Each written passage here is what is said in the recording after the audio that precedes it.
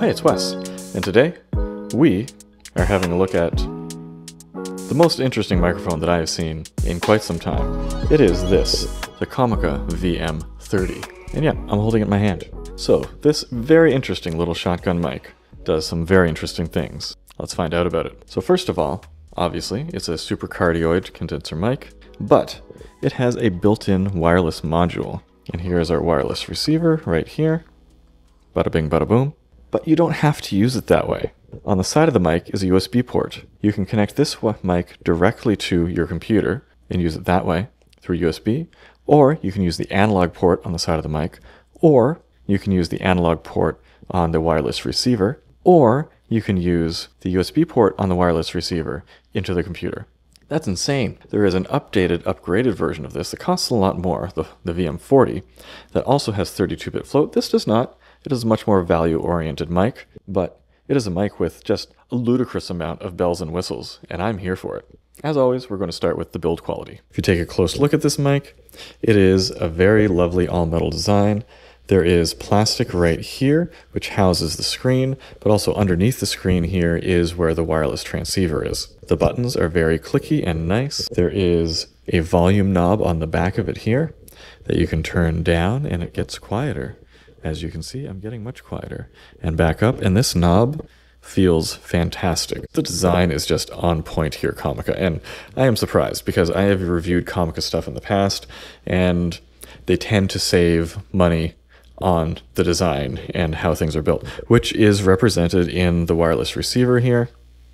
This is a more normal Comica design, very light and plasticky. Is what it is. It weighs almost nothing. Even so, you're looking at 14 plus hours of battery life here, which is wild. Both these devices recharge by USB-C, so you're not going to be popping a AAA battery in here, just so you know. And today we're recording directly into an SSL to USB audio interface, so we're using the analog audio, which is usually how this is going to be used, but capturing it in the highest quality that we possibly can. Let's open things up and have a closer look at the accessories. One problem that I have with this mic is very low gain. Really have to crank this thing up. There we go. So let's open the box. In the box, obviously, we had the receiver and the mic. We have the foamy, but it also comes with the dead cat. We have a TRS cable, just for standard camera connection. We have big ol' multi-use USB-C cable here for charging. We have the TRS cable for smartphones. And we have a shock mount to put on top of cameras. And there you go, in a nice little box. So for build quality, it's great. It's not perfect. It's an 8.5 out of 10. Moving right along to feature set.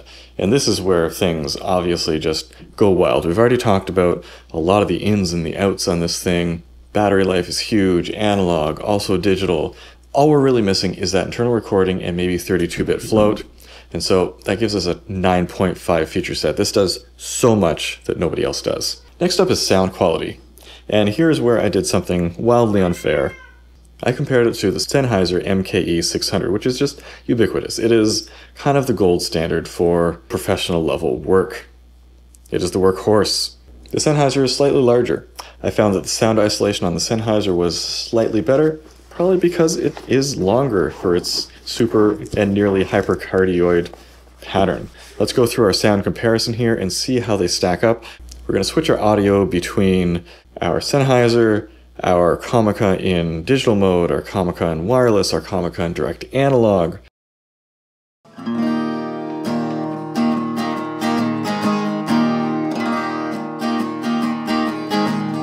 I walk beside her, I am the better man.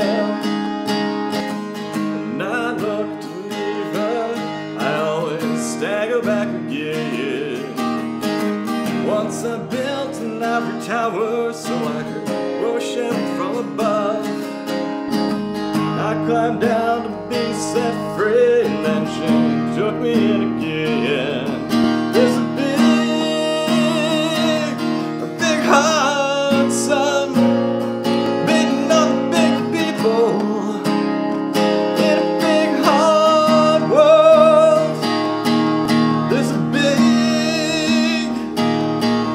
Hot sun beating on the big people.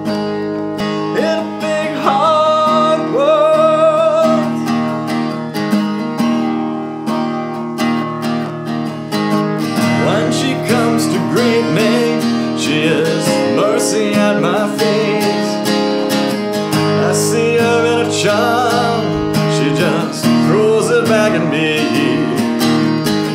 Once I dug an early grave to find a better land.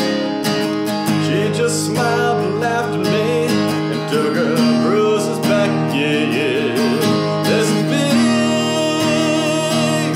big hard sun beating on the big people in a big hard world.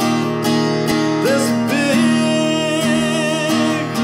big hard sun beating on the big people in a big hard world.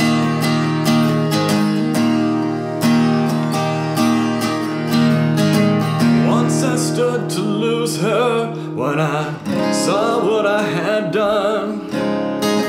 Bound down flew away the hours of her garden and her son. So I tried to warn her, I turned to see her wake. 40 days and 40 nights, and it's still falling down on me. There's a big hard sun beating on the big people in a big hard world. It does not stack up to the Sennheiser, in my opinion. However, it costs significantly less and has so many features that the Sennheiser just does not have. That being said, it is a wireless mic, and so ultimately I am comparing it not actually to the Sennheiser, but to other wireless microphone solutions that I have tried, such as this one that I am wearing here, the Viltrox Magic X1T. And how does it compare to that? It stacks up pretty well. Now, the advantage that these have is that they're right on top of you, so they can sound better. At a normal distance, though, however, with this cardioid condenser mic, it doesn't sound quite as nice as some things. I'm going to give that a 9 out of 10. Usability. I mean, this thing is so simple. The interesting thing is that if you have a scenario where the way that you're using it is not the most usable or the easiest thing to do, you can probably be using it in a different way that will be the most easy way of using it. Does that make any sense to you? Like, you can use this wired directly to your camera, or you can use it wirelessly to the receiver to your camera, or you can use the mic wired into your computer, or you can use the receiver wired into, like, there are very few situations in which this is not the most usable possibility for this particular form factor. If we break out into like tiny little magnetic lavs, sure, that can be more usable in some ways, but when it comes to a shotgun mic, there is literally nothing that is more usable and versatile. Now, a big part of usability is the wireless reception, and we've got to test it. We're going to test it against our reigning champ, the Viltrox WEC-S, and see how it does. I am a little bit ill, but the show must go on. It is time for our usual range test. We are comparing this to the Viltrox WEC-S, which is our previous winner. I am holding it in the mic clip, just to give it the benefit of the doubt here, but the wireless transmission window is supposed to be right around here in the display window. Here we go. And so you'll hear the WEC in one ear and the Comica in the other ear. And for my own information, the WEC is attached to the video. So, let's see how this goes. They're both supposed to be able to intelligently switch frequencies, so if they interfere with one another, that's their problem. It's something they have to overcome. Within the space, there are very few other wireless signals, very sparse neighborhood. So I'm walking away. Now I'm at a fairly normal distance to, say, shoot a wedding ceremony from, about 30 feet away. And I'm going to come around in a circle here. There we go. See if anything cut out. Then I'm going to step in behind the corner of the house here, as I always do. And from the corner of the house, I'm going to give it a little twirl. Spin around, 360. Come on back out. And then I'm going to turn away from the camera, head toward the woods so I can get to my 100-meter mark, as always. I'm sorry about all the coughing and sniffling. It is brisk. I believe it is minus 8 degrees Celsius today, which is kind of just the beginning of winter here in eastern Canada. In a couple of months we'll get down to somewhere between minus 20 and minus 30 degrees Celsius usually. I'll see some animal tracks. That's not one of my animals. Is that a dog? Oh, I think it's neighbor's dog, probably. Alright, I am entering the woods. I'm probably a little far away for you to see at this point, but I can very clearly see the camera. Very, very sparse foliage here. Foliage is a bit of an exaggeration since there are no leaves. Very little block this signal. Alright, I am deep into the woods now, and almost to my magical 100-meter point. Still facing away. Alright, gonna turn around. 100 meters away in the woods. Alright, can you hear me? I won't know for a while. Beautiful crisp day out here. The sun is shining. I'd rather be in bed. Alright, I'm going back. And sometimes the mic will disconnect when I'm out this far and have some trouble reconnecting. Hopefully that wasn't the case this time. Now that I'm facing the camera, it should have a much easier time because it doesn't have to pass through my body, but I guess we'll find out. So on the Comica mic, I have the regular foam with the windsock on top of that, or the dead cat, depending on what you will. Should we get a little ASMR of the steps in the snow? Let's bring this down.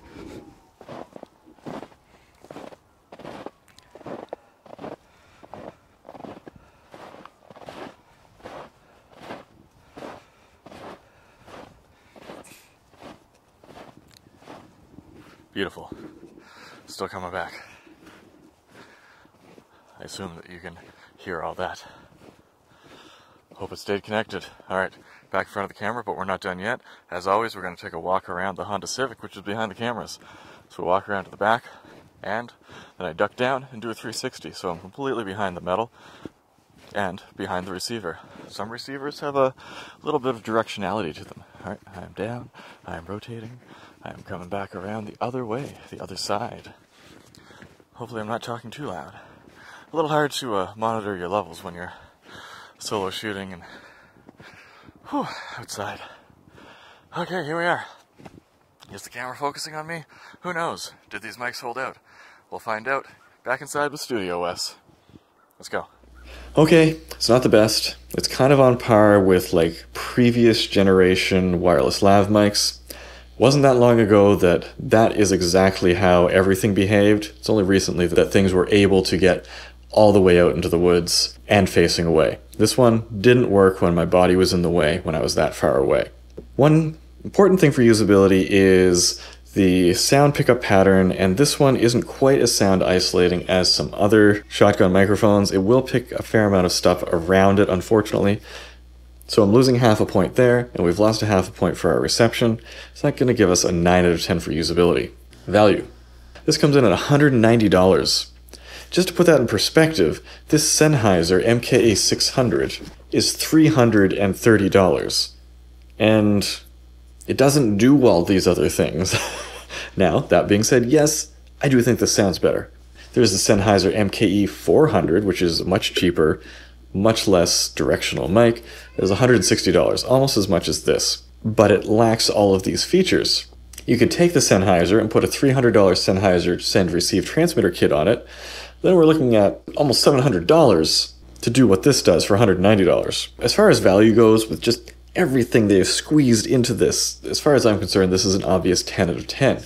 If you want more, there is the new upgraded VM30 for $250 with 32-bit float. Hope to test that soon. I'm not sure if the capsule is improved or if it's just the wireless and the recording methods that are improved. We'll find out. That gives us a total of 92%. Wait a second here. That is our highest score for wireless mics. Now, is it fair that I'm comparing this to tiny wireless labs? I don't know.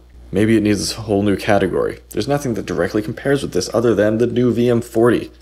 So what do you think about this ridiculous new form factor? Is it called for? Is it something that you could use? You can suddenly just take the mic, put it on a boom wherever you want. No wires, no fuss, no muss. Stick that up for the wedding ceremony.